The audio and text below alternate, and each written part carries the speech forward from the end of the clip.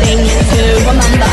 The scene starts to crumble to the sound of the drums. Oh boy, there ain't no need to buy a diamond ring.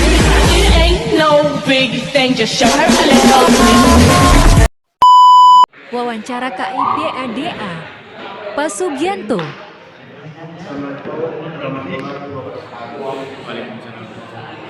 Kami dari kelompok 3 kelas TO6 ingin melanjutkan wawancara pada Bapak Guru. Pertanyaan pertama yaitu apa yang harus dilakukan untuk meningkatkan semangat kerja, moral dan budaya kerja? Itu kembali ke pribadi diri sendiri. Pertama, itu mengikuti sekolah. Ketika niat dan hati untuk berpikir itu mengawali dari pribadi.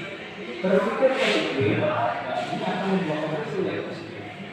Contohnya, kita bekerja itu cepat waktu. Kemudian melaksanakan hak dan kewajiban. Kata yang itu mendidik mengarahkan siswa. Ini contoh moral yang paling baik ke dalam niat yang seperti itu. Yang kedua, bagaimana Bapak menilai kemampuan mengajar Bapak? Itu diukur dari hasil yang diperoleh siswa. Apakah siswa berhasil mampu memahami apa yang disampaikan oleh guru atau belum mampu? Nah, ini yang bisa dilihat kenyataan itu dari produk dari siswa. Milihnya bagaimana? Baik atau tidak baik?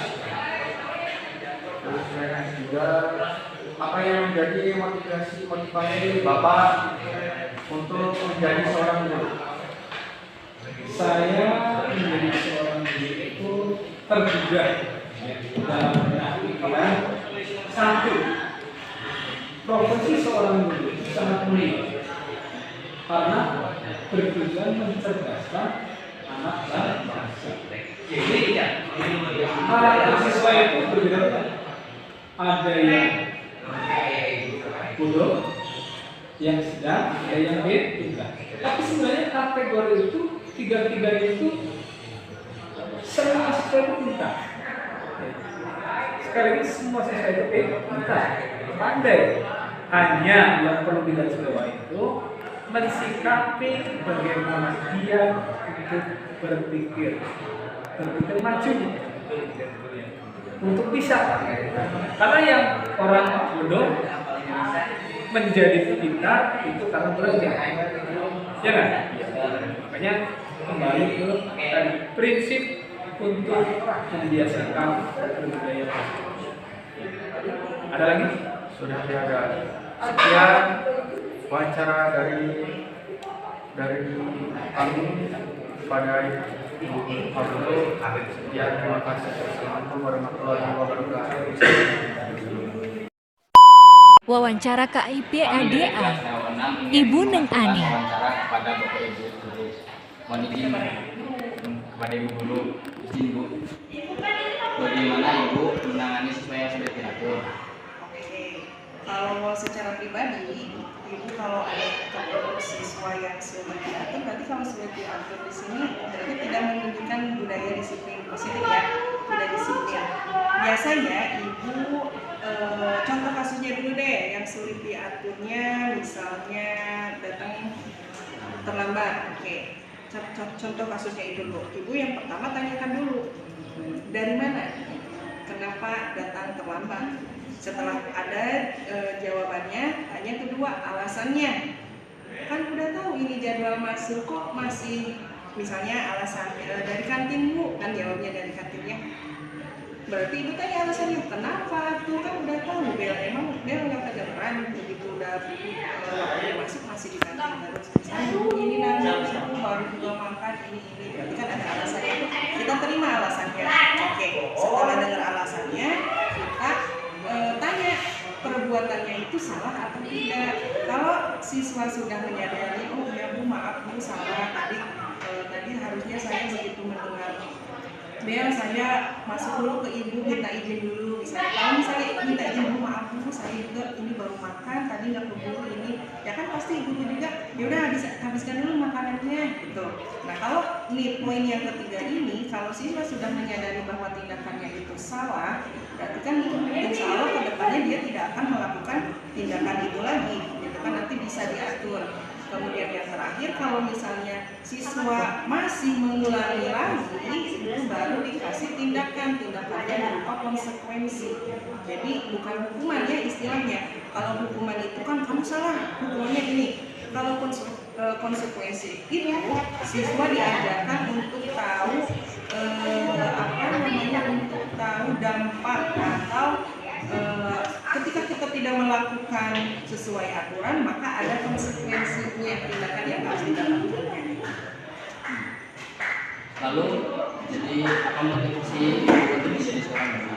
Oke, kalau motivasi untuk menjadi seorang guru, kebetulan ibu dulu dari SMK itu udah ada guru yang menjadi inspirasi lah ya. Wah, kayaknya ibu ini pada saat belajar seru nih, kemudian anak-anak juga saat pembelajaran itu kok bisa ya tadinya nggak paham jadi paham gitu. Jadi saya jadi termotivasi, oh saya kalau jadi seorang guru harus bisa memotivasi anak juga untuk bisa menemukan minat dan bakatnya. Kemudian ketika saya ada di kelas itu merasa wah ternyata mengajar itu menyenangkan ya, meskipun memang kadang ada beberapa siswa yang tadi dikatakan menurut ada yang sedikit tidak bisa diatur ya, tapi kan itu memang sebuah tantangan lah ya, karena memang semua anak itu tidak ada yang sifatnya sama, dan yang perlu ditanamkan atau yang perlu ditanamkan bahwa anak itu tidak ada yang nakal ya, cuma ada itu perlu kita bimbing motivasinya. Jadi memang ingin memberikan motivasi dan ingin mengajar saja. Memang sebuah wawancaranya, terima kasih. Ya, sangat bermanfaat lah gitu untuk guru ini. Ya. Wawancara kepada Pak Sofyan. Apa yang harus dilakukan untuk meningkatkan semangat kerja, moral dan budaya kerja? Budaya. Kita sering-sering Apa yang harus dilakukan untuk meningkatkan semangat kerja, moral? Itu meningkatkan moral ya. Itu berawal dari kita sendiri. Kalau kita memiliki jiwa karakter pribadi yang positif, ya insya bisa. Gitu. Terus yang kedua, selalu mengingatkan masa depan. Kita pengen maju, jalankan budaya-budaya yang positif.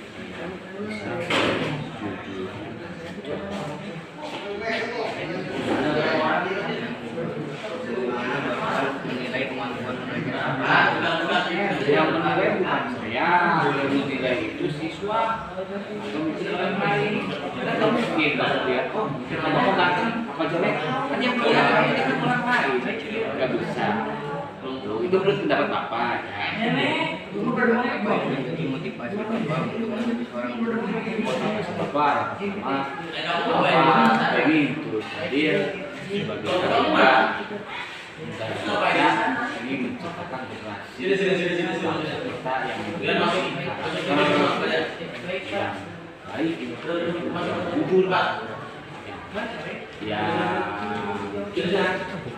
cerdas, yang memiliki akhlak.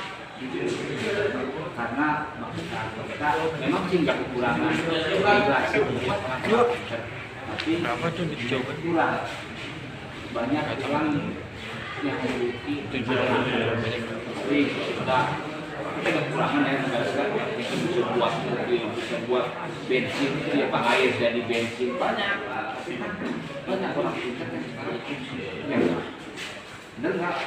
Coba pintar-pintar S1 sekolahnya sarjana gitu ya, sarjana S1 S2 S3 profesor ya. Kenapa? Memiliki rasa pengen kepikirannya menjadikan perut sendiri.